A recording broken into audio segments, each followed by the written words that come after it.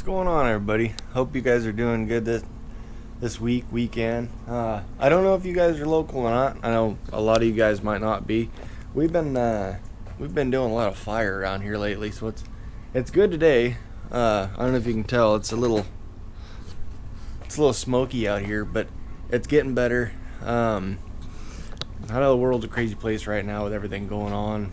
We have fire on one end and hurricanes on the other, but I hope you guys are doing good. But today I wanted to get into something a lot of you straight axle guys, Ford, Dodge, need to be mindful of, whether you've run into this before or not. Mine's not bad enough to get death wobble yet, but I've noticed it in the wheel. The track bar is getting wore out, the track bar bushings. One way you're going to notice that is you're going to get a little more wander in the wheel, a little more slop. The next step after that, if you let it keep going, is it's going to start to wobble on you. So let me grab a hand real quick, and I want to show you guys what I mean, and how you guys could maybe watch for this on your own. So give me 1 second, let me grab some help. Alright, so I got my help, but she didn't want to be on camera. So what we did, and you guys will see this in a second, just to show you guys, to give you perspective, I took a straight edge and I just set it on a tire, and I didn't move the straight edge at all, but we worked the wheel back and forth, and you can see the gap in the straight edge. You can see the body moving on the tire. Now I did it this way so you guys could see what I see. Sometimes things don't come through on camera too easy, but you could do this a few different ways on your own. The easiest way being just stick your head out of the window and watch the wheel.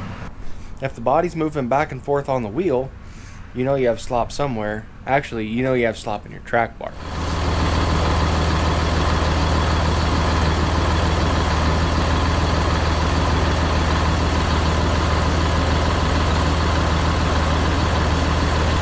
So we're gonna start grabbing our tools that we need, and one quick little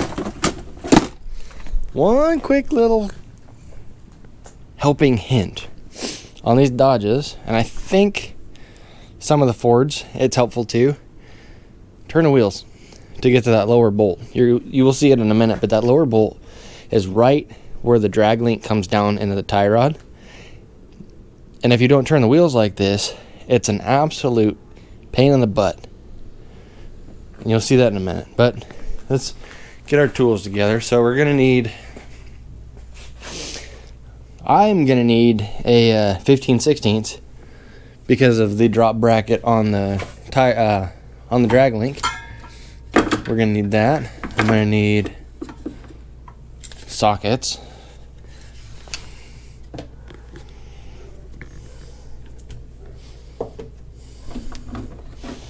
A big 1/2 inch ratchet. That makes life easy.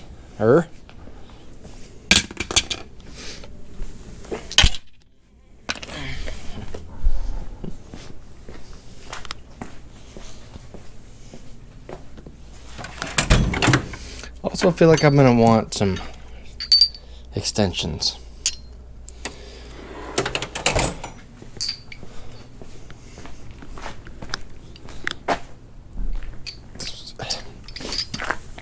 You don't go very far without a crescent wrench.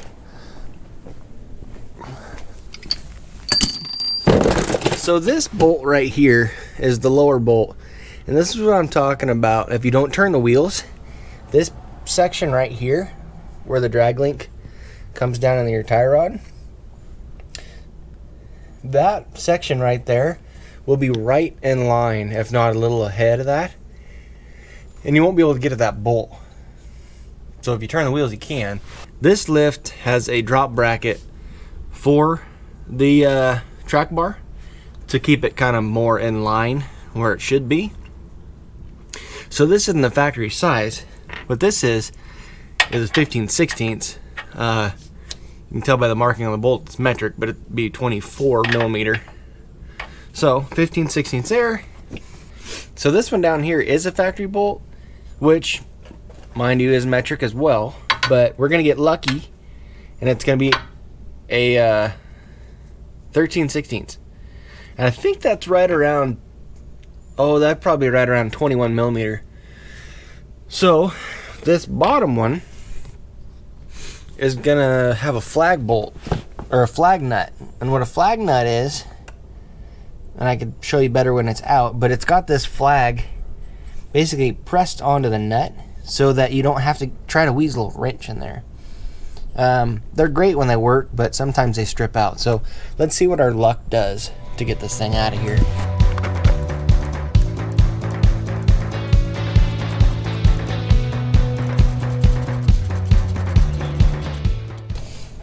Flag nut.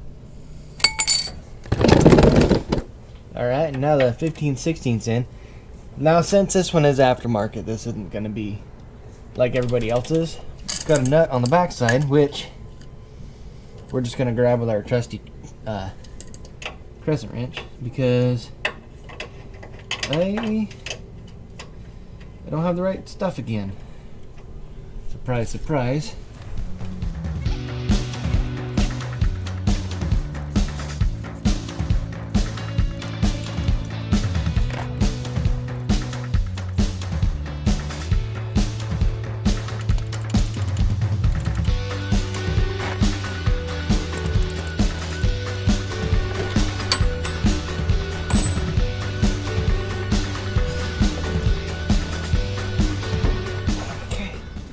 So there we have that trusty part, track bar. So I wish I could say that was the hard part, but it's not. This is the part that sucks. So what you can see is this bushing. See how it's all rotten? You can see it more on this end. See it here. Okay, you see how the bushing's starting to separate from the inner part. Hopefully you guys can see in there. But the inner piece is actually separating from the bushing itself, and that's where that movement's coming from. And it may not look like a lot, but this one here is really not that far off from creating a lot of wobble, or the beginnings of death wobble. So these suck, right? I'm not going to sugarcoat this at all. These suck. So I had to do a little bit of parts chasing around town, because the ones I got were not right. And now I have these, which are the right ones. They're a press in. They're Moog, and there's a number right there. Moog track bar bushings. And these are tough, because with a press, they'd probably be easy, but I don't have that. So what we're gonna have to do is we're just gonna have to beat these out, which might be kind of tricky, but I'm not too worried about being nice getting them out. It's getting them in. I gotta be nice to them.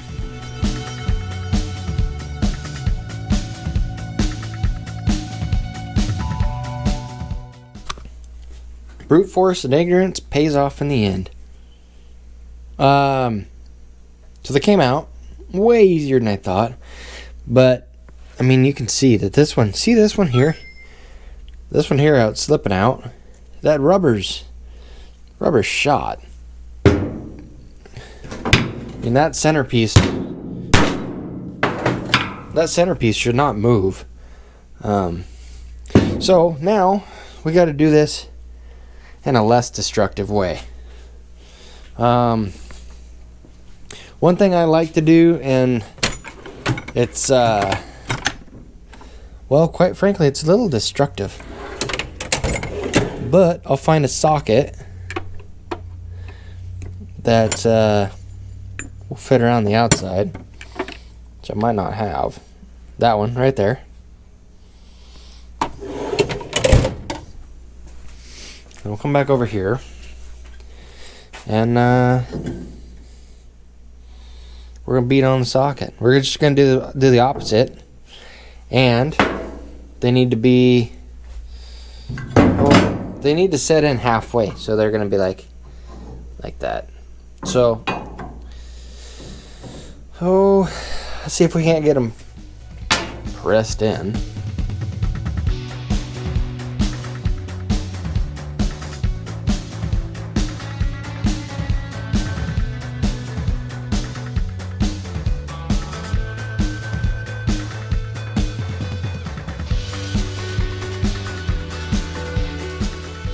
Alright guys, don't beat me up too bad for that. A little unorthodox, but I did not hurt them at all.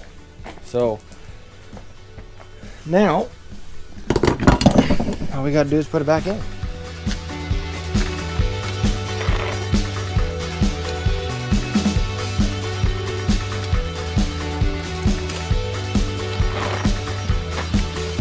This is exactly what I was hoping would happen, because this is why I'm making this video for you, to make this easier for you guys. See, now I started that bolt down there, right? Because I like to start this one last. Now look at this. There's your hole, and this will happen.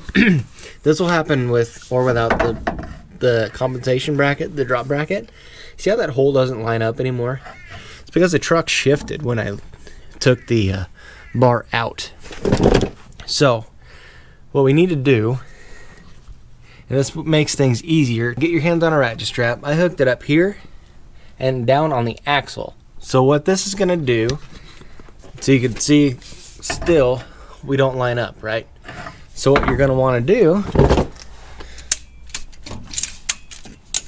give her a couple clicks on the ratchet strap, lift it up. Ooh, one more and I think we'd have it. And you could actually, might not see the video, but you can actually see the whole truck moving sideways. It's kind of eerie, but that's what it is. So now the hole lines up.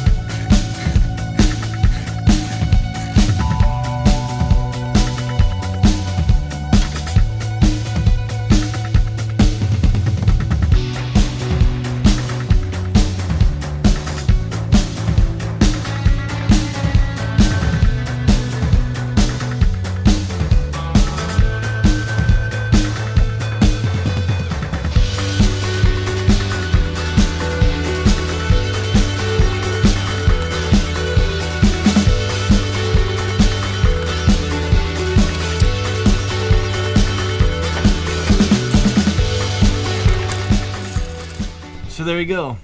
Not too bad. It just kind of sucks, you know, getting those stupid press-in joints in there. I've been thinking real hard lately about building my own track bar, because I want to go through and I want to build my own steering. Kind of been throwing the idea around, but I'm not sure. So this might be temporary, I don't know, but I needed it fixed. So there you guys go. Maybe it helped you, maybe it didn't. That is how I changed those bushings. And so you guys will see right here, with the lift and everything, you're putting so much more leverage on things that you still get a lot of movement in that rubber bushing, which I don't like. And that's one reason I've been throwing the idea around of building my own and using heim joints on both ends, or a heim joint on one end and a hard urethane on the other, is because I want to minimize that movement. I want to be able to center the axle back where it needs to be, because with the lift, it's not centered correctly. It's off just a smidge. I mean, you would never notice it, but since I know it's off, I definitely notice it. So it'd be nice to be able to center it back in there and have less movement. So that'll probably come down the road, but this is it for today. This is all I'm doing.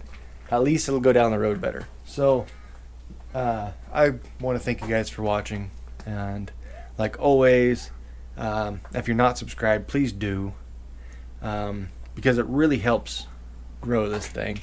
and I am really excited to get to a point where I can start doing more fun things for you guys.